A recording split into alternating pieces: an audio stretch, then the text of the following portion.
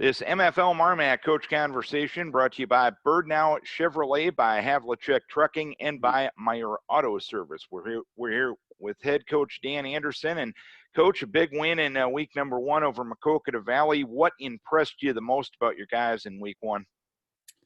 Well, we didn't make very many mistakes. Often that first game of the year, coaches always say the team that makes the least mistakes is the one that comes out victorious. And that was definitely the case on Friday night. It's not too often you go through a football game and you don't have a penalty, especially in week 1, but we didn't have any penalties. We didn't have any turnovers. We capitalized on all of Mac Valley's mistakes. And, that's why, we beat them so convincingly. And you didn't have any turnovers, and you were able to take the ball away 4 times. Anytime you're +4 in the give-take, that's usually going to be a good thing, correct? Right. Yeah, our guys were all over the field, running the ball. And, a lot of times you get those turnovers when you have good pursuit. And we do, we work that all the time. So, if you get a lot of guys, 11 guys around the football, good things are bound to happen. And, that happened on Friday night.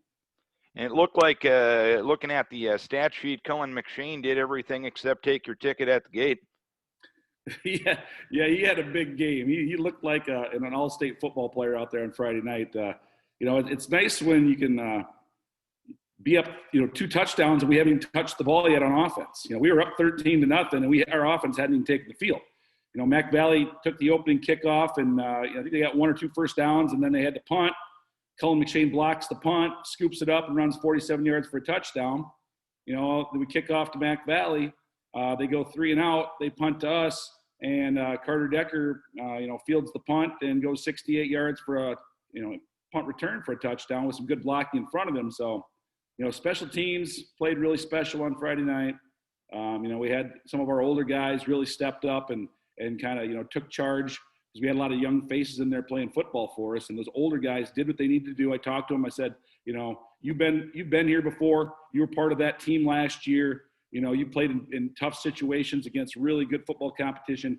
You need to shine tonight. And we had a few of those guys, and Cullen was one of them. You talked last week about your confidence in Max Havlicek at the quarterback position. Seemingly, he was very, very efficient last Friday night looking at the stat sheet. Is that your assessment? Yeah, we didn't have to ask too much out of him. He made some really key throws on 4th down. One time we were down there, we were thinking about kicking a field goal. I think we were to the 15-yard line, and Max is also our kicker. And, I called a timeout and asked him if he thought, he felt comfortable. We were kicking into the wind, and it probably would have been around a 32-yarder. And, he just kind of had that look in his eyes like he wasn't real sure. So I said, no, we're going for it. And he threw just a bullet to Caden Ball there in the corner of the end zone. Yeah, I think he was 6 for 8 for 75%, 106 yards passed and 2 touchdowns. So, we don't throw the ball 30 times a game. And when your quarterback can be that efficient and lead the team, that's what I asked for out of our quarterbacks. And he looked like he'd been playing there for many years. And everything did go your way last week, but I know, coaches, you guys are perfectionists. You look at the film and you look at things that you need to improve on. What tops that list this week? Well, that was a big list, really, if you can believe it or not. We were watching film the very first play. We had a 10-yard run, and I told the guys, I stopped it, and I said, maybe we should go on to the next play. I said, but I wonder, why isn't it a touchdown? Why was it only 10 yards? And, we looked and say, well, this guy probably stepped with the wrong foot. And, you should have turned up the hole, 1 step quicker. And so, we are perfectionists. Things we could have, definitely our pass protection, and too many tackles for loss. I mean, that was really disappointing. Something we need to work on, but things we can improve on. Mac Valley was bringing the heat. They were throwing the kitchen sink at us, blitzing all over the place, bringing 7-man pressures a lot, trying to confuse us, and they did that, and they had a lot of tackles for loss, and I think they maybe sacked us 5 times in the first half. And so the second half, we settled down, though I was proud of the guys. They played much better in the second half. We just grounded out, pounded at them, and, took control of the second half. Make the long trip down to Elburnett this week. I know the Pirates have been very good athletically in a lot of things as of recent. What do you expect out of them come Friday night? Well, we've got a new coaching staff down there, or at least a new head coach.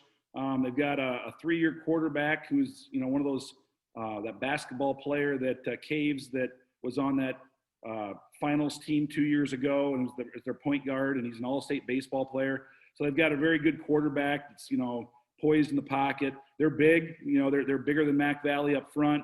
They're more of a physical team, come right at you. And like you said, they do have some really good athletes down there. So we got to make sure that we're more nasty up front, more physical up front. Make sure we don't miss those assignments we missed on Friday night. And we do that, and I think we'll be all right. Well, Dan, keep your kids healthy. We wish best of luck here in week 2. All right, thanks, Darren.